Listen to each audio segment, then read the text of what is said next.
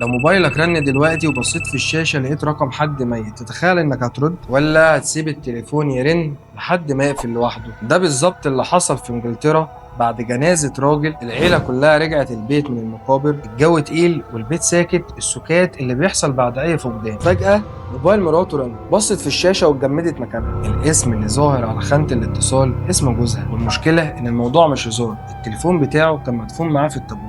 ايوه بالظبط، التليفون اتدفن معاه ونزل تحت التراب. العيلة افتكرت ان ده خطأ في الموبايل، ولكن المكالمة اتكررت مرة اتنين تلاتة، ولما كانوا بيردوا مفيش صوت، نفس خفيف جدا. بعد تحقيقات بسيطة شركة الاتصال قالت تفسير منطقي جدا، ان احيانا الموبايلات القديمة بتحاول تعيد اخر رقم محفوظ لو الشبكة رجعت فجأة. يعني يا معلم مفيش روح ولا حد تحت الارض بيتصل. بس الغريب ان الرعب الحقيقي ما كانش في المكالمة، الرعب الحقيقي إن عينينا أول ما شافت اسم الميت على الشاشة عقولنا صدقت فورا إنه ممكن يكون بيرن من القبر. ده لأن أحيانا أخطر مكان مخيف في العالم مش المقابر، أخطر مكان مخيف هو عقل الإنسان نفسه.